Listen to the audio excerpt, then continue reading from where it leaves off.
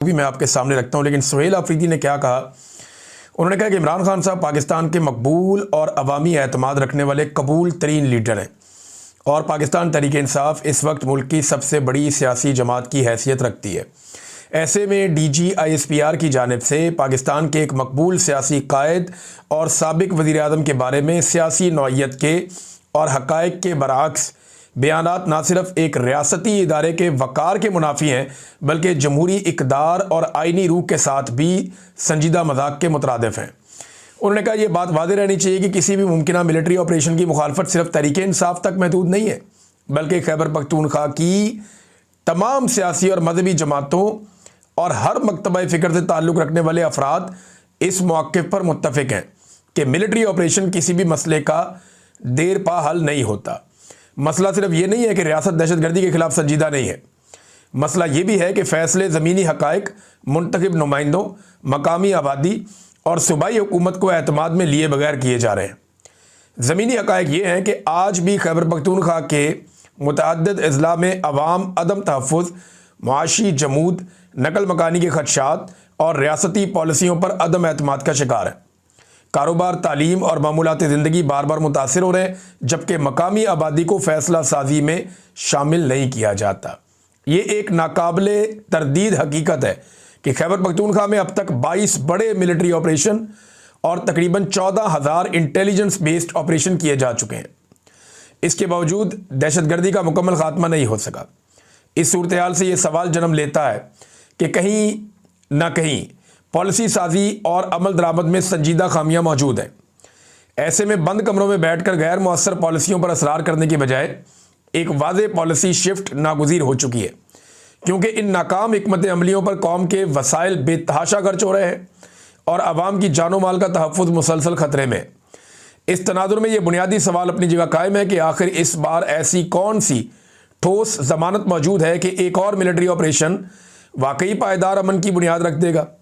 अगर माजी की हिकमत अमली भारी जानी नुकसानात और बेपनाह वसाइल के इस्तेमाल के बावजूद मतलूबा नताइज ना दे सके तो अवाम और उनके मुंतखब नुमाइंदों को यह एतमाद कैसे दिलाया जा रहा है कि वही तरीक़ाकार इस बार मुख्तलिफ नताइज पैदा करेगा। यानी पहले हमने ऑपरेशन किए, वो कामयाब नहीं हुए, 22 दफ़ा किए, 22 दफ़ा नाकामी हुई, तो इस दफ़ा कामयाब हो जाएंगे, इसकी गारंटी क्या है? पहले इस पर तो बैठ के बात कर लें। आप हर दफ़ा ऑपरेशन करते हैं और ये कहते हैं कि इस दफ़ा हम दहशतगर्दी को जड़ से उखाड़ फेंकेंगे।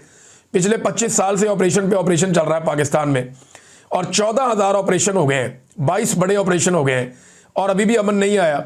जब अभी तक अमन नहीं आया तो बैठो, बात करो, कोई और तरीका देख लेते हैं, ये वो कह रहे हैं। पॉलिसी साजी में शफाफियत, वाज़ेह अहदाफ और काबिल पैमाइश नताइज के बगैर किसी भी नए इकदाम से अमन के बजाय मज़ीद गैर यकीनी सूरत हाल जन्म लेने का खदशा है।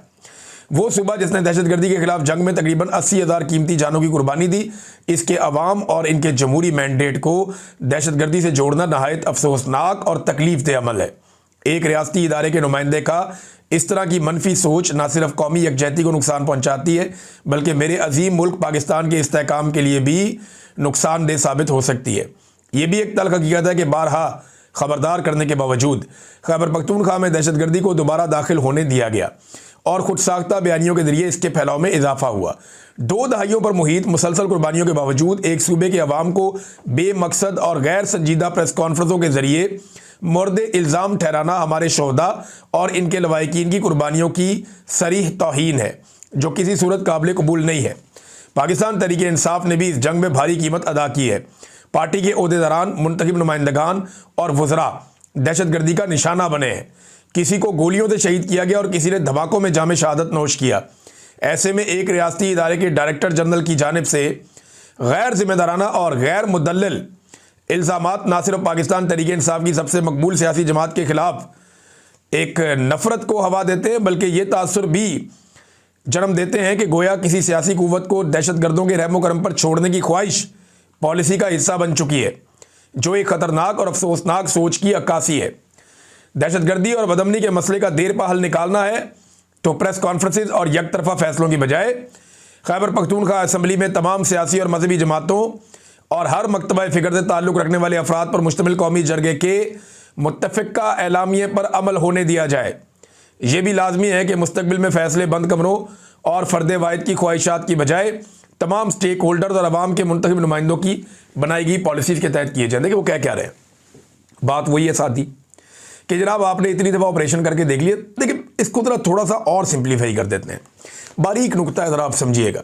सिक्योरिटी की ज़रूरत हमेशा लड़ाई के माहौल में रहती है, और जो सिक्योरिटी की ड्यूटी करने वाले लोग होते हैं या इदारे होते हैं, उनकी कोशिश होती है कि लड़ाई लगी रहे। जितनी देर लड़ाई लगी रहेगी उनकी रेलिवेंस बरकरार रहेगी, क्योंकि वो लड़ाई करने के लिए हायर किए जाते हैं। तो हुआ ये है कि इतने लंबे अरसे से ये लड़ाई चल रही है, बार बार लोगों को उनके इलाकों से निकाला जाता है, उनकी चीज़ें तबाह कर दी जाती हैं, लोगों के साथ धोखा होता है। तो सिक्योरिटी फोर्सेस के नौजवानों ने भी बेचारों ने कुर्बानियाँ दी, लेकिन ज़्यादा कुर्बानियाँ पाकिस्तान के आम आवाम ने दी हैं। अब लड़ाई को दोबारा से शुरू करने के लिए दहशतगर्दों को वापस भी लाया गया, और वो बाई डिज़ाइन वापस लाया गया। मुराद सईद और इमरान खान चिल्ला रहे थे, मैं उस पर वीलॉग कर रहा था। मुझे उस वक्त डंडा दिया हुआ था ISPR ने और ISI ने कि ये तुम प्रोग्राम क्यों करते हो, दहशतगर्दों को वापस लाने के हवाले से बात क्यों करते हो तुम, और हमने क्या करना है। तो हम इसके ऊपर प्रोग्राम उस वक्त भी कर रहे थे। मैं पाकिस्तान में था, मैं गिरफ्तार भी हुआ उन दिनों में। तो मामला ये है कि दहशतगर्दों को आप लेकर आए, अब जब लेकर आए तो उनको आप संभाला, आपसे फिर आप उनके ऊपर ऑपरेशन करना चाहते हैं। लेकिन अब मकामी लोग ये समझते हैं, जो कबायली लोग हैं, वो क्या समझते हैं, वो ये समझते हैं कि दहशतगर्दों के कुछ ग्रोहों से मिलिट्री एस्टेब्लिशमेंट की लड़ाई है और कुछ के साथ इनकी दोस्ती है। और वो ये समझते हैं कि दहशतगर्दी ख़त्म नहीं होगी किसी भी ऑपरेशन के नतीजे में। ये दहशतगर्दी के खिलाफ लड़ाई नहीं है, बल्कि वसाइल पे कब्जे की लड़ाई है। मकामी लोगों को ये लगता है कि दहशतगर्दों के कुछ ग्रोह और मिलिट्री एस्टेब्लिशमेंट ये मिलकर हमारी ज़मीनों पर, हमारी मादनियात पर कब्जा करना चाहते हैं और ये हमें नुकसान पहुंचाना चाहते हैं। अब जिन लोगों का पहले माजी में नुकसान हुआ था, उनके नुकसान का अज़ाला अभी तक नहीं किया गया, और जो आम लोग हैं उनका नुकसान हमेशा दहशतगर्दों से और सिक्योरिटी फोर्सेस से ज़्यादा होता है। ये वो वजूहात हैं कि लोग मुतनफ़र हैं। फिर DG ISPR ने यह भी स्टेटमेंट दे दिया कि मादनियात कोई जहेज़ में लेकर आया था। अब लोगों के दिमाग में ये भी है कि इनके दिमाग में ये है कि मादनियात हमने निकालनी है, तो मादनियात तो लोगों का हक है, वो पाकिस्तानियों का हक है, वो किसी इदारे की तो नहीं है। तो वो पाकिस्तानियों के ऊपर लगेगा ना पैसा, या कोई कमा के अपनी जेब में डाल देगा कमीशन खा के, तो ये तो नहीं होगा। ये लोग ये समझते हैं कि इनकी ज़मीनों पे कब्जे होने चाहिए। इमरान खान ने स्टेटमेंट दिया था, वो भी बड़ा इंपॉर्टेंट है। इमरान खान ने बहुत पहले इस हवाले से अपना बयान दे दिया था। 2021 में, ये इमरान खान का स्टेटमेंट मैं आपको पढ़ के सुना रहा हूँ, जेल से उन्होंने स्टेटमेंट दिया। 2021 में उस वक्त की फौजी क़यादत ने हथियार फेंकने वाले दहशतगर्दों को वापस बसाने का मंसूबा पेश किया था। कौन था? General Bajwa, general Nadeem Anjum. मगर इस मंसूबे को खैबर पख्तूनख्वा और कबायली इलाकों के हमारे मुंतखब नुमाइंदों ने मुस्तरद कर दिया था। इस मंसूबे पर हमारे दौर में अमल नहीं हुआ था। लेकिन अब हक़ाइक़ के बरक्स तहरीक इंसाफ की हुकूमत पर यह सरासर झूठा इल्ज़ाम लगाया जा रहा है कि मुल्क में दहशतगर्दी उस दौर में लाई गई और दहशतगर्द लाकर बसाए गए। कौम को बताया जाए कि कौन से दहशतगर्द कब, कहाँ और कैसे बसाए गए। यही सवाल हमने पिछले वीलॉग में पूछा था। तो इमरान खान साहब ने तो जेल से बैठ के जवाब दिया कि जनाब मैं तो दहशतगर्द नहीं लेकर आया, दहशतगर्द तो आप लोग लेकर आए थे। अब यहाँ पे एक स्टेटमेंट जो है ना मुशाहिद हुसैन सैयद साहब का भी है, बड़े सीनियर सियासतदान है। वो ये कहते हैं कि मुज़ाकरात के लिए TTP के कुछ लोगों को छोड़ा गया, इसके नतीजे में पाकिस्तान में दहशतगर्दी बढ़ गई। मुज़ाकरात उस वक्त की मिलिट्री एस्टेब्लिशमेंट के कहने पर शुरू किए गए और वो इसमें पूरी तरह शामिल थे। मैंने जनरल बाजवा और जनरल फैज़ से पूछा भी था कि आपके गारंटर्स कौन है, कौन गारंटी देगा, इसका क्या नतीजा होगा। एस्टेब्लिशमेंट के जिन मफरूज़ों पर यह गुफ्तगू शुरू हुई वो मफरूज़े गलत निकले, यानी फिर एस्टेब्लिशमेंट का ही गलत, कसूर ही एस्टेब्लिशमेंट का था। आसमा शरादी साहबा ने एक बड़ा अच्छा सवाल किया। उन्होंने पूछा वहाँ पे कि जनाब सिविलियंस को तो कसूरवार कहते हैं, लेके तो मिलिट्री एस्टेब्लिशमेंट आई थी, तो इनका कोई नाम ही नहीं आता, इनको कोई पूछता ही नहीं है। ये रिस्पॉन्सिबल है ये पॉलिसी बनाने के कि लेकर आने हैं दहशतगर्द वापस, क्योंकि बॉर्डर पे तो ये खड़े हैं और फैसला भी इन्होंने किया था। तो एक के बाद एक गवाही दे रही है। अच्छा, इसमें ना DG ISPR ने एक और बड़ा काम किया, उन्होंने तारीफ की DG ISPR। मैं पहले एक डाटा आपके सामने रखता हूं, ये जरा डाटा आप देखिए। ये दहशतगर्दी का डाटा है, ये काली लकीरें जो आपको नजर आ रही है ये दहशतगर्दी की हैं। ये देखें 2015 में दहशतगर्दी कितनी ज़्यादा थी, 3.7K यानी 3700। 2016 में कम हो गई, 17 में मजीद कम हो गई, 18 में और कम हो गई, 18 में इमरान खान साहब की हुकूमत आई तो मजीद दहशतगर्दी बहुत नीचे चली गई। उसके बाद 2019 में और नीचे चली गई, 2020 में और 21 में थोड़ी सी बढ़ी लेकिन कंट्रोल रही। यानी 2018, 19, 20 और 21 ये दहशतगर्दी के कंट्रोल के हवाले से बेहतरीन साल थे। 2022 में रिजीम चेंज ऑपरेशन किया गया और दहशतगर्दों को वापस लाया गया। अगस्त में, सितंबर में, इन दिनों में दहशतगर्दों को वापस पाकिस्तान पहुंचाया गया, जिस पे मुराद सईद ने और पीटीआई ने बहुत शोर मचाया था।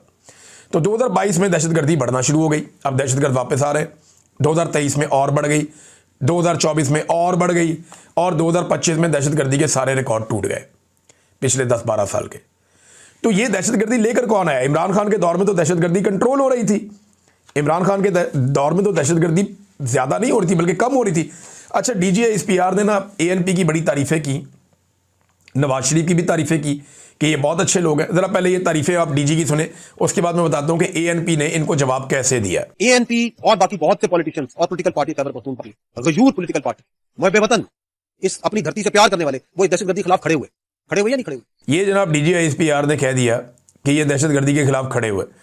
अब जरा जो दहशतगर्दी के खिलाफ खड़े हुए एएनपी वाले, जरा उनका भी आप स्टेटमेंट सुन लें कि वो क्या कहते हैं। ये मियां इफ्तिखार साहब जो प्रेसिडेंट एएनपी के हैं, एएनपी का इन्होंने नाम लिया ना, सुने जरा। फौज अगर दहशतगर्दों को मारना चाहते तो बड़ा आसान है, लेकिन दोनों एक है। आप स्वाद के हैं, आपको मैं गवाह बना देता हूं कि ये दोनों आमने सामने बैठे होते थे, लोग मर जाते थे, ये तो एक दूसरे को कुछ भी नहीं कहते थे। तो ये रिकॉर्ड का हिस्सा नहीं है, ये भी रिकॉर्ड का हिस्सा है। करो ना टारगेटेड ऑपरेशन, नहीं करते, इसलिए उसमें दहशतगर्द मरते हैं। और अगर दहशतगर्द को नहीं मारा जाता तो फिर पता चलता है ये तो निकल जाओ, हम ऑपरेशन करें। ये ऑपरेशन नहीं, ये जमीन खाली करवाना है, कब्जा लेना है, ऑपरेशन की बात नहीं है।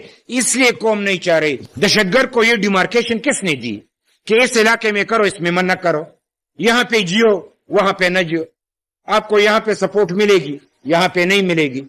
ये अमन पंजाब में है, यहां पे क्यों नहीं? ये जनाब एएनपी की बहुत तारीफें की डीजीआईएसपीआर साहब ने। तो एएनपी का मौक़िफ़ मैंने आपके सामने रखा। अभी आपके सामने ना एमएल वली खान का मौक़िफ़ भी रखते हैं। एमएल वली खान जो एएनपी के सरबराह हैं, वो इस बारे में क्या कहते हैं, जरा उनकी भी आप बात सुन लें, आपको सब पता चल जाएगा। कल जो इस्तेहकाम पाकिस्तान ऑपरेशन हमारे पाकिस्तान में लॉन्च हुआ है, तो इस जुमले से यही समझ आ रहा है कि इस्तेहकाम पाकिस्तान फिर पुख्तून और बलोच की तबाही से आएगा। हमारी दीर में एक इलाका है मैदान, वहां पे कल कुछ ड्रामाबाजी हो। ये ड्रामाबाजी हम बहुत देख चुके हैं। कोई 6 दहशतगर्दों को जेब से निकाल के वहां गिराया गया और फिर पूरे इलाके में खौफ और हरास और हेलीकॉप्टर्स घूम रहे हैं और बम्बार्डमेंट्स हो रही हैं। बदकिस्मती से हमारे पाकिस्तान में तारीख गवाह है कि हमने स्टेट स्पॉन्सर्ड टेररिज्म की। सुना ही नाज़रीन, आपने ये बार बार कहते रहे हैं, स्टेट स्पॉन्सर्ड टेररिज्म हमने किया पाकिस्तान में, और बार बार किया। तो ये तो एएनपी कह रही है, जिनको आप कह रहे हैं जी बहुत मुहिब्बे वतन। अभी हर मुहिब्बे वतन ये कह रहा है कि ये 2 नंबरी, ये फ्रॉड है। ये ऑपरेशन अगर ठीक होते तो 22 बड़े ऑपरेशन और 14,000 छोटे ऑपरेशन के बाद पाकिस्तान में अमन आ जाता। इमरान खान के दौर में अमन कैसे आ गया था? क्योंकि इमरान खान ने ऑपरेशन के साथ साथ एक प्रॉपर जो तरीका दहशतगर्दी को खत्म करने का होता है उसको अडॉप्ट किया था। इमरान खान ने यह कहा था कि दहशतगर्दी ऐसे खत्म नहीं होगी, आपको बातचीत करनी पड़ेगी स्टेक होल्डर से, और फिर उसने अमन कायम करके दिखाया था। आज भी वही फार्मूला है। नवाज शरीफ साहब के बारे में इन्होंने कहा नून लीग। जरा नवाज शरीफ साहब की बात सुने आप। आज पाकिस्तान आपने अपना पेट काटकर जिस फौज को पाला है, जो फौज को हेलीकॉप्टर लेके दिए हैं, जो फौज को हमने हवाई जहाज लेके दिए हैं, जो तोपें और बंदूकें लेके दिए हैं, आज वही हेलीकॉप्टर, तोपें और बंदूकें पाकिस्तानियों का खून कर रहे हैं। समाज में क्या हो रहा है? इन कबायली इलाकों में क्या हो रहा है? बलोचिस्तान में अकबर बुट्टी को मार दिया गया, बालाच मरी को मार दिया गया। ये पाकिस्तान में कराची के अंदर 48 लाशें गिर गई। जिस दिन 48 लाशें कराची में गिरी, उस दिन रात को मुशर्रफ ने इस्लामाबाद में जलसा करके इस तरह से सब पूरी कौम के सामने अपने ये बाजू ऐसे करके दिखाए थे कि देखो मैं सबसे ज्यादा ताकतवर हूं। ये इस तरह, ये इससे बड़ी गुंडागर्दी, ज्यादती, जुल्म और क्या हो सकता है? और ये कौम देखती रहे, मैं तो नहीं देख सकता। जी नादरीन, ये आपने सुना, नवाज शरीफ कह रहे हैं कि इससे बड़ी गुंडागर्दी और क्या होगी। अकबर बुट्टी को भी मार दिया, बालाच मरी को भी मार दिया, और कत्लो गारतगिरी का एक सिलसिला जारी है। हमने इनको बंदूकें, टैंक और बाकी चीज़ें लेकर दिए थे कौम की तहफ़्फ़ुज़ के लिए, और ये तो हमें मार रहे हैं, कबायली इलाकों में लोगों को मार रहे हैं। ये नवाज शरीफ साहब का स्टेटमेंट है। देखिए, हर दौर के अंदर मिलिट्री एस्टेब्लिशमेंट से लोगों को शिकवे और शिकायतें रहे हैं, और जायज़ शिकवे और शिकायतें रहे हैं। पाकिस्तान तहरीक इंसाफ ने भी इसके ऊपर रद्द-ए-अमल जारी किया। अच्छा, एक और चीज़ है, ये भी बड़ी इंटरेस्टिंग है, ये मैं आपके सामने रखता हूँ। इसमें यह कहा जा रहा ना कि इमरान खान ने कहा था कि आर्मी चीफ कौम का बाप है। तो मैं अभी बताता हूँ कि इमरान खान ने कभी भी ये नहीं कहा कि आर्मी चीफ कौम का बाप होता है। ये कभी नहीं कहा इमरान खान ने। हाँ, इमरान खान ने ये ज़रूर कहा था कि कौम का बाप कौन होता है। इमरान खान ने बताया था, अभी मैं आपको बताता हूँ कि कौम का बाप कौन होता है। ये स्टेटमेंट है, वज़ीर आज़म मुल्क के बाप की तरह होता है, मुल्क का बाप नहीं होता। इमरान खान ने कहा था कि वज़ीर आज़म मुल्क के बाप की तरह होता है, कौम बच्चों की तरह होती है। अगर बच्चे भूखे हैं तो क्या मैं एक बादशाह की तरह रहूँगा, अपने खर्चे कम नहीं करूँगा? इमरान खान ने बतौर वज़ीर आज़म 25 जून 2020 को कौमी असम्बली में यह खिताब किया था। वो तो कह रहा था कि वज़ीर आज़म बाप की तरह होता है। यहाँ पे DGI-SPR ने कहा नहीं जी, उन्होंने कहा था कि आर्मी चीफ बाप होता है। निकालो स्टेटमेंट दिखाओ DGI-SPR साहब। इस लेवल पे आपको ऐसी बददयानती और ऐसी गैर जिम्मेदारी का मुजाहरा नहीं करना चाहिए था। लेकिन अब वो कह रहे हैं जी कायदे आज़म हमारा बाप है, DGI-SPR कह रहे हैं। चलो, इमरान खान ने कम से कम इतना तो किया कि पाकिस्तान की मिलिट्री एस्टेब्लिशमेंट से या DGI-SPR से ये मनवा लिया कि कायदे आज़म उनका बाप है। लेकिन ये तो बड़ी नाफरमान औलाद है कि बाप का हुक्म ही नहीं मानती। बाप ने कहा था कि हलफ की खिलाफ वर्जी नहीं करना, ये हलफ की खिलाफ वर्जी कर रहे हैं। आज उस प्रेस कॉन्फ्रेंस में जाइए बता रहे हैं कि मेरा बाप कायदे आज़म है, और उसी प्रेस कॉन्फ्रेंस के अंदर अपने हलफ की खिलाफ वर्जी भी कर रहे हैं, उसी बाप की नाफरमानी कर रहे हैं। तो नाफरमान औलाद का क्या फ़ायदा? कायदे आज़म ने नहीं कहा था कि पॉलिसी आप नहीं बनाएंगे, आप पॉलिसियाँ बना रहे हैं। कायदे आज़म ने मना किया था कि आपका सियासत में और इंतज़ामी उमूर में कोई ताल्लुक नहीं है, आप इंतज़ामिया में भी मुदाखलत करते हैं, आप सियासत दिन रात कर रहे हैं। पूरी की पूरी आपकी प्रेस कॉन्फ्रेंस जो है वो सियासत के ऊपर मबनी थी, टका के आपने यहाँ पे सियासत की है। तो नाज़रीन, ये सारी चीज़ें अगर आप जमा माइनस करें ना, तो इसमें DGI-SPR ने तो बॉडी लैंग्वेज देखें ना आप। अब मुझे अच्छी तरह याद है कि ये हमारे प्रोग्राम में आते थे शाहिद लतीफ़ साहब, 2-4 और लोग, AVM शहजाद साहब भी थे, कुछ और जनरल मुस्तफ़ा साहब थे। ये जो रिटायर फौजी थे ना, ये आकर जब बैठते थे ना कुर्सी के ऊपर, तो ये ऐसे स्ट्रेट बैठते थे, यूं। यानी मुझे 1-2 दफ़ा पूछा लोगों ने कि ये खड़े होते हैं क्या? मैंने कहा नहीं, बैठे हुए होते हैं। उन्होंने कहा यार ये लोग बड़े स्ट्रेट बैठते हैं, बिल्कुल एक डेकोरम के साथ। मिलिट्री ऑफिसर है ना, रिटायर, तो उसकी एक बॉडी लैंग्वेज होती है, पूरी दुनिया में होती है, ये सिर्फ पाकिस्तान में नहीं होती। तो उसको इस बात का ख्याल रखना होता है कि वो जब बैठे तो उसका बॉडी पोस्चर एक मुजाहिद वाला, एक स्ट्रेट सोल्जर वाला बॉडी पोस्चर होना चाहिए, बिल्कुल सीधा ऐसे। तो वो आते थे आगे, अपना डिफेंस एनालिसिस करते थे और ऐसे सीधे होकर बैठते थे। लेकिन ये मैं देख रहा हूं कि बल्कि वो सियासत भी करते थे, लेकिन वो उनका बॉडी पोस्चर होता था। यहाँ जो DGI-SPR की बॉडी लैंग्वेज है वो लमके हुए होते हैं उसके ऊपर, डाइस के ऊपर। यानी ये ऐसे यूं हो के, कभी यूं हो के, कभी उसके साथ यूं लटक के, कभी कंधे लटका के। भाई ये कोई फौजी का जेस्टर तो नहीं है ना भाई। ना आप वहाँ प्रोफेशनल बात कर रहे हैं, ना आपकी बॉडी लैंग्वेज प्रोफेशनल है। आपका यूनिफॉर्म उतार देना तो बाकी जो बचता है वो एक ऐसा आदमी बचता है जो इमरान खान के बुग़्ज़ में मुब्तला है और पीपल्स पार्टी और PMLN का मुश्तरका कारकुन है, बस। अगर DGI-SPR साहब के पास यूनिफॉर्म ना हो और वो यही प्रेस कॉन्फ्रेंस कर रहे हो तो बिल्कुल ऐसा दिखाई देगा जैसे ओन चौधरी प्रेस कॉन्फ्रेंस कर रहा है। इससे ज़्यादा कोई फर्क नहीं है, बिल्कुल एग्जैक्टली यही वाला लेवल लगता है। जैसे ओन चौधरी बल्कि ज़्यादा बेहतर कर लेते हैं, ओन चौधरी के लेवल पे आगे ऐसे लटक लटक के, लमक लमक। बॉडी लैंग्वेज यार फौजियों वाली नहीं है भाई। कम से कम आप अपनी बॉडी लैंग्वेज सीधी रखें, आप अल्फाज का चुनाव बेहतर रखें, आप सियासत पे बात ना करें, आप दिफा के ऊपर बात करें। पूरी दुनिया के अंदर लोग देखते हैं, सुनते हैं। आप दुनिया को क्या पैगाम दे रहे हैं कि पाकिस्तान की फौज की इस किस्म की नुमाइंदगी हो रही। और दहशतगर्दी के डाटा के हवाले से मैं एक चीज़ आपको और बताता हूँ। ये जो आलमी डाटा है ना दहशतगर्दी का, इस हवाले से भी मेरे पास एक खबर मौजूद है, मैं आपके सामने भी रख देता हूँ। ये जनाब जिस तरीके इंसाफ के हवाले से इबाहम पैदा करने की कोशिश की जा रही है आलमी सतह पे, जो पाकिस्तान में दहशतगर्दी का जो इंडेक्स है, इंटरनेशनल इंडेक्स है, उसमें पाकिस्तान पहले 5वें नंबर पे था। इमरान खान के दौर में 4 नंबर बेहतरी के साथ पाकिस्तान 9वें नंबर पे चला गया दहशतगर्दी का शिकार ममालिक की लिस्ट में। और अब जो है वो दोबारा से पाकिस्तान दूसरे नंबर पे आ गया। 5वें से इमरान खान 9वें पे लेकर गया था, ये 9वें से दूसरे पे लेके आ गया। इस तरह इन्होंने पाकिस्तान में दहशतगर्दी को प्रमोट किया और दहशतगर्दी को बढ़ाया है। अच्छा, एक और चीज़ जो DGI-SPR ने कहा ना कि ANP को गैर मकबूल किया गया, दहशतगर्दों ने उनको मारा, उन्होंने अपने सीने हाजिर कर दिए। यही बात तो इमरान खान ने की थी और यही बात तो शानदाना गुलजार ने की थी कि दहशतगर्दों को इसलिए लाया गया ताकि पाकिस्तान तहरीके इंसाफ को नुकसान पहुंचाकर पॉलिटिकली उसको मुकम्मल तौर पर डैमेज कर दिया जाए, उसकी हुकूमत को भी। लेकिन तहरीके इंसाफ ने खड़े होने का फैसला किया। और आज एक भी जमात नहीं है, यानी जो खैबर पख्तूनख्वा की जितनी बड़ी जमातें हैं, फजल रहमान साहब हो, जमात इस्लामी हो, पश्तून तहफ़्फ़ुज़ मूवमेंट हो, या ये ANP हो, या जो माजी में बहुत हमायती रहे ऑपरेशन के, पीटीआई हो, ये सारे के सारे ऑपरेशन के खिलाफ हो गए। इनमें से कोई भी आज ये बात नहीं मानता कि ऑपरेशन होना चाहिए। और देखिए, माजी के किस्से निकाल निकाल के लोग दिखा रहे हैं कि जहाँ पे जनरल सफदर जो है वो नेक मोहम्मद जो कमांडर था, उसको 2004 के अंदर 3 के अंदर उसको वो गले में हाथ डाल रहे थे, निकाल के लोग सुना रहे हैं। लोग निकालकर साबिक जो डीजी आईएसपीआर थे उनके स्टेटमेंट निकालकर सुना रहे हैं, ज़ियाउल हक के स्टेटमेंट निकालकर सुना रहे हैं, परवेज़ मुशर्रफ के स्टेटमेंट निकालकर सुना रहे हैं कि किस तरीके से ये दहशतगर्दों को लेकर आया, उन्हें ट्रेंड किया, उन्हें माई बाप बनाया, उनको तैयार किया और जब दिल किया उनसे लड़ पड़े, जब दिल किया उनको दोस्त बना लिया। तो ये तो कारोबार की जंग लगती है। दूसरी जानिब इन्होंने एक और बात की थी कि पाकिस्तान तहरीक इंसाफ के बंदे नहीं मरे। ये इंतहाई मायूब बात है, बड़ी कमज़ोर बात की। DGISPR को इस तरह का शिकवा तालिबान से नहीं करना चाहिए था कि आप PTI को क्यों नहीं मारते। PTI ने अपने दर्जनों शोहदा की तस्वीर जारी कर दी हैं और उसमें कोई किसी इलाके का सरबराह है PTI का, कोई जो है वो ओहदेदार है, कोई MP है, कोई मिनिस्टर है, कोई मिनिस्टर का भाई है, कोई उनकी फैमिली है। तो वो उन्होंने बहुत सारी तस्वीरें अपनी जारी कर दी पाकिस्तान तहरीक इंसाफ ने। पुरानी खबरें निकाल कर रख दी DGISPR के सामने कि आपने गलत बयानी से काम लिया।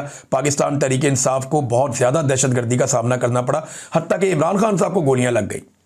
अब देखें ना, इमरान खान साहब को गोलियां या तो दहशतगर्द मार सकते थे, तो या वो मार सकते थे जो इमरान खान के दुश्मन थे, जिनके खिलाफ इमरान खान FIR करवाना चाहते थे।